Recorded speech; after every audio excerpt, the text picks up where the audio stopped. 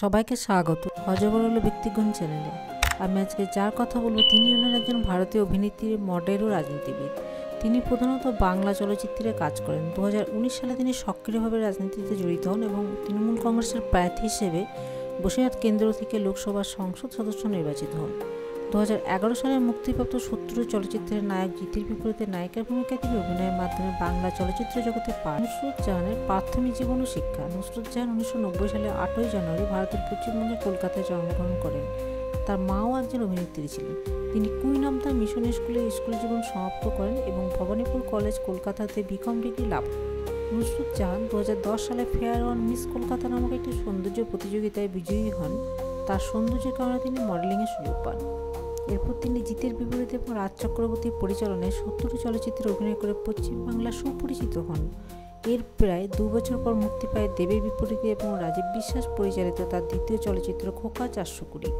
এই চলচ্চিত্রে তিনি অত্যাধিক জনপ্রিয়তা তাকে সাফল্যের অন্যতম শিখরে নিয়ে যায়। এরপর মুক্তি পায় অঙ্কুশ হাজারের বিপরীতে খিলাড়ি ছবিটি। 3টি ছবিতে এসকে মুভিজ প্রযোজনা করেন। নুসরত জাহান 2019 সালে 12ই মার্চ পশ্চিমবঙ্গের মুখ্যমন্ত্রী তৃণমূল কংগ্রেসের দলের সভাপতি মমতা বন্দ্যোপাধ্যায় ঘোষণা করেছিলেন যে নুসরত জাহান বসিরহাট লোকসভা কেন্দ্র থেকে 2019 সালে আসন্ন সাধারণ নির্বাচনে প্রতিদ্বন্দ্বিতা করবেন। তিনি বিজেপিতে সায়ন্তন বিশ্বের বিরুদ্ধে ভোটে বিজয়ী হয়েছিলেন। নুসরত জাহানের ব্যক্তিগত জীবন। 2019 সালে 19 জন তুরস্কের নুসরত জাহানের সাথে ব্যবসায়ী নিখিল জোনের একটি বিস্তৃত বিবাহ অনুষ্ঠান হয়েছিল।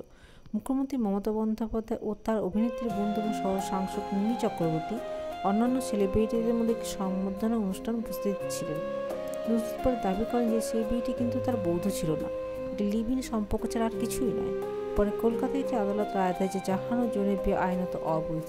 নুসরত জাহান অভিনেতা যশ দাশগুপ্তের সাথে তার সম্পর্ক শুরু করেছিলেন, কিন্তু তাদের 2021 সালের ডিসেম্বর পর্যন্ত অজানাই থেকে যায়। 2021 সালের আগস্টে তিনি কলকাতায় একটি বেসরকারি হাসপাতালে একটি ছেলে নুসরত জাহান অভিনেত্রীর চলচ্চিত্র হচ্ছে শত্রু খোকা 420, খিলাড়ি, সন্ধে নামায়। তিনি একটি সঙ্গীত ভিডিও করেছিলেন, নাচ ময়ূরী নাচ হারিয়ে গেলাম। তিনি পুরস্কার পেয়েছেন। 2010 সালে ফেয়ার ওয়ান মিস কলকাতা প্রতিযোগিতায় বিজয়ী হয়েছিলেন। জামাই 420 জন্য তিনি অঙ্কুশ হাজারের সাথে স্টার জলসা পরিবার পুরস্কার সেরা ছবি পেয়েছিলেন।